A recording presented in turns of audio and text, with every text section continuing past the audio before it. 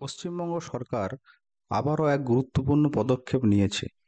এই পদক্ষেপ শিক্ষা খাতে প্রযুক্তির প্রয়োগকে আরও শক্তিশালী করতে চলেছে। 21শে জুলাই 2025 একটি নির্দেশিকা জারি করেছে স্কুল শিক্ষা বিভাগ। জেলা ভিত্তিক স্কুলে আইসিটি অ্যাট স্কুল প্রকল্পের পর্যবেক্ষণের ওপর জোর দেওয়া হয়েছে। এই প্রকল্পে ইতিমধ্যেই স্কুলে কম্পিউটার ল্যাব ও আইসিটি ইনস্ট্রাক্টরদের নিযুক্ত করা হয়েছে। তবে সরঞ্জামের ব্যবহার এবং শিক্ষক বা আইসিটি ইনস্ট্রাক্টরদের দ্বারা নেওয়া ক্লাসের যথাযথ তথ্য সংরক্ষণ করা এতদিনে সম্ভব হয়নি। তাই এবার থেকে প্রতিটি স্কুলকে আইসিটি মনিটরিং সফটওয়্যারের মাধ্যমে ক্লাসের সময়, শিক্ষক ও ছাত্রদের উপস্থিতি এবং অন্যান্য তথ্য আপডেট রাখতে হবে। এর জন্য তৈরি হয়েছে একটি বিশেষ সফটওয়্যার, তার নাম আইসিটি মনিটরিং, এবং এর জন্য একটা ওয়েবসাইট হয়েছে যেটা হলো wbictmonitoring.in।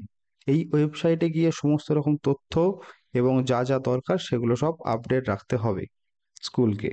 প্রতিটি জেলা, মহকুমা ও সার্কেল স্তরের আধিকারিকদের জন্য আলাদা আলাদা লগইন থাকছে। তারা প্রত্যেকেই নিজ নিজ এলাকার স্কুলে এই কার্যক্রম সঠিকভাবে চলছে কিনা তা পর্যবেক্ষণ করতে পারবেন। সকল স্কুলকে অনুরোধ করা হয়েছে তারা যেন নিয়মিত ক্লাস সংক্রান্ত তথ্য আপডেট করেন। যদি বা যে কোনো ভুল বা সমস্যা থাকলে রিপোর্ট করতে হবে একটি ইমেল আইডিতে, যেটি হলো wbictmonitoring@gmail.com। এই পারফরমেন্সগুলো পর্যায়ক্রমে মূল্যায়ন করা হবে, তাই এটি কেবল নির্দেশিকা নয়, এটি একটি দায়িত্ব। শিক্ষার উন্নয়নে প্রযুক্তি ব্যবহার এখন সময়ের দাবি। আইসিটি স্কুল প্রকল্পের সফল বাস্তবায়ন আমাদের আগামী প্রজন্মকে আরও শক্ত ভিত্তি দেবে। আসুন সবাই মিলে গড়ে তুলি একটি প্রযুক্তি সমৃদ্ধ আধুনিক শিক্ষা পরিবেশ।